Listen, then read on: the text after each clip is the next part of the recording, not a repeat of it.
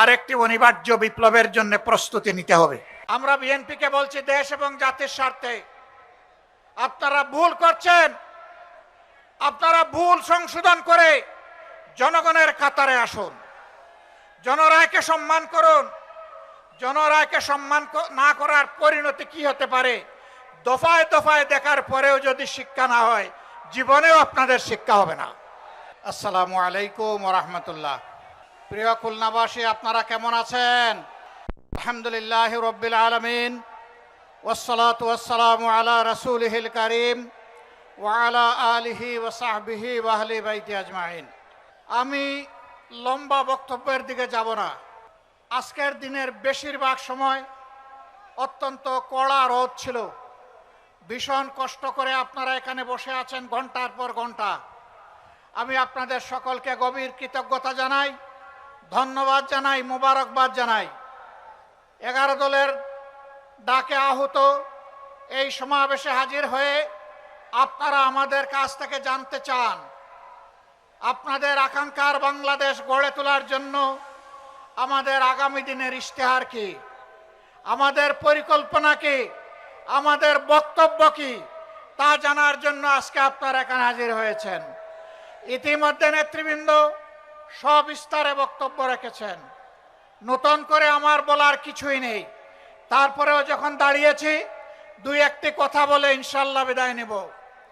প্রিয় খুলনাবাসী, আমরা একটা স্বাধীন দেশের নাগরিক। আমরা দুইবার স্বাধীনতার স্বাদ গ্রহণ করার সুযোগ পেয়েছিলাম। 47 সালে অখণ্ড ভারত থেকে স্বাধীন হয়ে তৎকালীন পাকিস্তানের একটি প্রদেশ হিসাবে, পূর্ব পাকিস্তান হিসাবে, পাকিস্তানি শাসকেরা জাতির সাথে দেওয়া ওয়াদা রক্ষা করেননি, যার কারণে একটি যুদ্ধ অনিবার্য হয়ে উঠেছিল। রক্তক্ষয়ী মুক্তিযুদ্ধের মধ্য দিয়ে হাজার জীবনের বিনিময়ে বাংলাদেশ আবার দ্বিতীয়বার স্বাধীন হলো। এবার জনগণ আশা করেছিল এদেশের মানুষই তো আমাদেরকে শাসন করবে। আমরা আশা করি এ মানুষগুলো আমাদের উপর অবিচার চাপিয়ে দিবে না, বৈষম্য করবে না, রাষ্ট্রের সম্পদ চুরি ডাকাতি লুণ্ঠন করবে না, দেশে হত্যার রাজনীতি চালু করবে না, আমাদের গণতান্ত্রিক অধিকার হরণ করবে না। কিন্তু দুর্ভাগ্য, মানুষকে এই ওয়াদা দিয়েই তারা ক্ষমতায় এসেছিলেন। তারা তার সবগুলা লঙ্ঘন করেছিলেন। জনগণের বিরুদ্ধে তারা অবস্থান নিয়েছিলেন। জনগণের রায়ের কোনো তোয়াক্কা তারা তখন করেননি। বহুদলীয় গণতন্ত্র হত্যা করে একদলীয় বাকশাল কায়েম করেছিলেন। মানুষকে শায়েস্তা করার জন্য গায়ের জুড়ে সন্ত্রাস এবং ফ্যাসিবাদী শাসন চালানোর জন্য খুনি রক্ষী বাহিনী তৈরি করেছিলেন। তারা ধারণা করেছিলেন এইগুলা করে জনগণের রোষ থেকে তারা রক্ষা পাবেন। না, শেষ পর্যন্ত রক্ষা হয়নি। তাদেরকে অপমানজনকভাবে বিদায় নিতে হয়েছিল। এরপরে বাংলাদেশ বারবার চেষ্টা করেছে জনগণের অভিপ্রায়ে দেশটা চলে কিনা। কখনো হালকা একটু আলো দেখেছে, আবার অন্ধকারে হারিয়ে গিয়েছে। জনগণের প্রত্যাশা পূরণ হয়নি।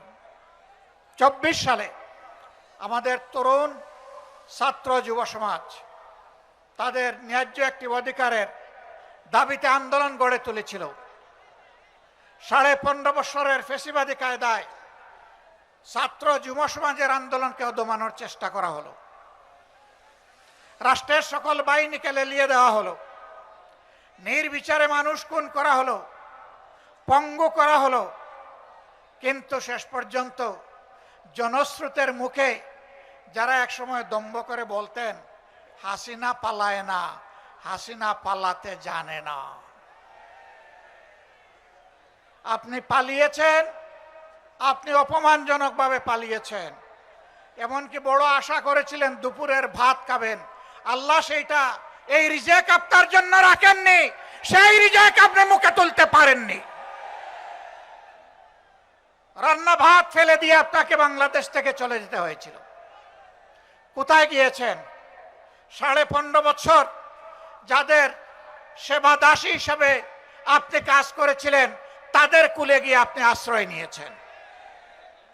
আপনার কোনো অনুশোচনা নেই।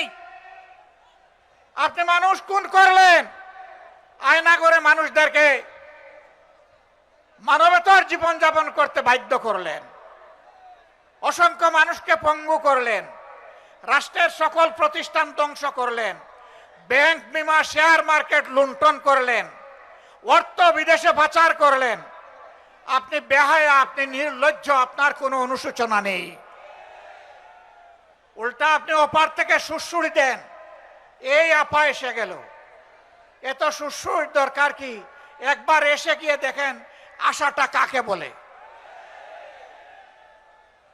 যেই যুব সমাজ এর হাতে হাত ধরে বাংলাদেশের জনগণ, শিশু থেকে বৃদ্ধ, জায়া, বোন, মেয়ে, মায়া সবাই দাঁড়িয়ে গিয়েছিল, সেই জাতিকে দমানো যাবে না ইনশাআল্লাহ। বিএনপি জাতির সাথে দেওয়া কথা রাখে নাই।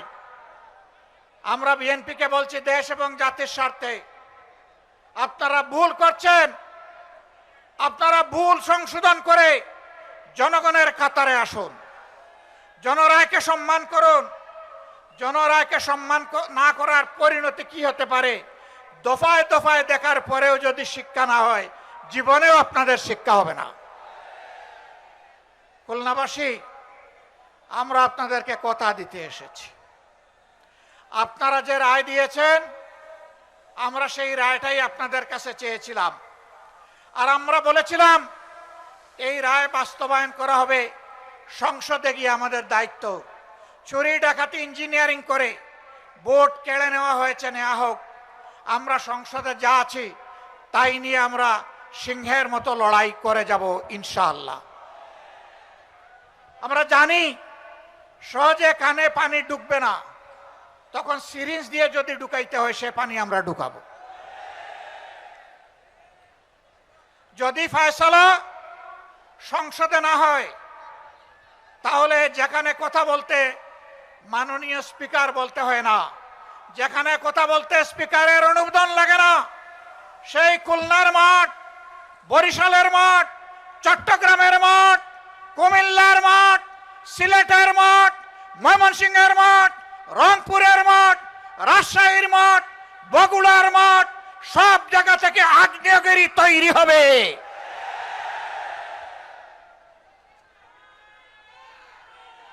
এই আগ্নেয়গিরির দাবানলে সমস্ত আবর্জনা পুড়ে সারকার হয়ে যাবে। আমরা চাই না দেশে কোনো বিশৃঙ্খলা সৃষ্টি হোক।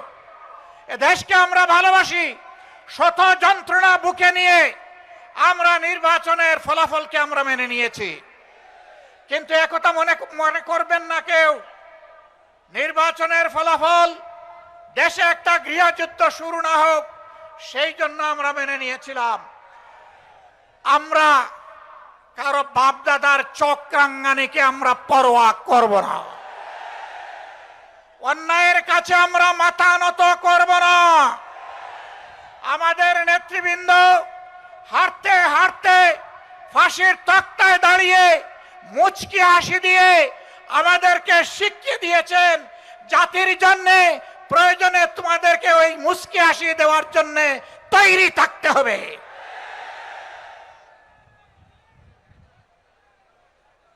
খানজাহান আলী শাহ মখদুম, শাহজালালের এই বাংলাদেশে জনগণ সেই মুচকি হাসি দেওয়ার জন্য প্রস্তুত। আমরা কোনো আধিপত্যবাদের কাছে মাথা নত করব না। সরকারকে স্পষ্ট বলে দিচ্ছি, যদি এই দেশবাসী এবং আমরা দেখতে পাই আধিপত্যবাদের সামনে আপনারা মাথা নত করছেন, আপনাদেরকে আমরা ছেড়ে কথা বলবো না। সাবধান। 20 কোটি মানুষের 24 কোটি হাত আজ প্রস্তুত। সীমান্তে সুড়সুড়ি দেওয়া হচ্ছে। পশ্চিমের নামে একটা দেশ তাদের নাগরিকদেরকে অবৈধভাবে আমাদের দেশে ঠেলে দিতে চাচ্ছে। আমাদের মুষ্টিমেয় বিজিবি সদস্য সীমান্তে যখন দাঁড়িয়ে গেছে, জনগণ তখন তাদের ডান হাতে পরিণত হয়েছে। এই ডান হাত সারা বাংলাদেশের 20 কোটি মানুষ। অতএব আমরা চাই না আমাদের কোনো প্রতিবেশীর ঘুম এবং শান্তি কেড়ে নিতে, আবার কোনো প্রতিবেশী আমাদের দিকে তাদের কালো হাত বাড়াক, ওইটাও আমরা চাই না। যদি কেউ আমাদের দিকে কালো হাত বাড়ায়, মহান আল্লাহর উপর ভরসা করে বলছি, সেই কালো হাত ভেঙে দেওয়া হবে ইনশাআল্লাহ। প্রিয় খুলনাবাসী, মনে হচ্ছে আরেকটি অনিবার্য বিপ্লবের জন্য প্রস্তুতি নিতে হবে। আপনারা কি সেই প্রস্তুতি নিতে রাজি আছেন?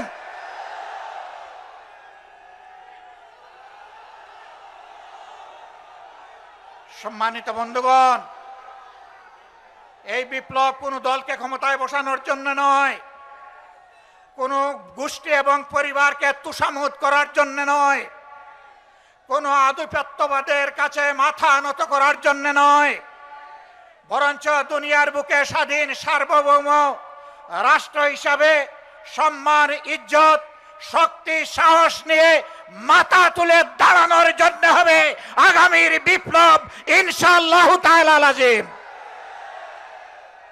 সেই অনিবার্য বিপ্লবের প্রস্তুতি নেওয়ার আহ্বান জানিয়ে একটি শোষণ, দুর্নীতিমুক্ত, চাঁদাবাজ মুক্ত, দলীয় প্রভাব মুক্ত একটি মানবিক বাংলাদেশ গড়ার জন্য আমি যুব সমাজের প্রতি আরেকবার প্রাণ খুলে আহ্বান জানাচ্ছি। যুবকরা সব প্রস্তুত আছেন? এক মুরব্বীও হাত তুলেছেন, আমার ধারণা ওনার বয়স হবে 75 বছরের কাছাকাছি। মানে যুবকদেরকে তিনি জানিয়ে দিলেন, তোমরাই শুধু যুবক নও, জাতির প্রয়োজনে বয়স যাই হোক আমরাও যুবক, একসাথে আমরা লড়াই করব অন্যায়ের বিরুদ্ধে, আধিপত্যবাদের দূষরদের বিরুদ্ধে, দলখানাদের বিরুদ্ধে, চাঁদাবাজদের বিরুদ্ধে, দুর্নীতিবাজদের বিরুদ্ধে, আমার শিশুর সন্তান যে কেড়ে নেয় সেই দর্শকদের বিরুদ্ধে। আল্লাহ হাফেজ। বাংলাদেশ জিন্দাবাদ। 11 দলীয় ঐক্য জিন্দাবাদ। খুলনাবাসী জিন্দাবাদ। আসসালামু আলাইকুম ওয়া রাহমাতুল্লাহ।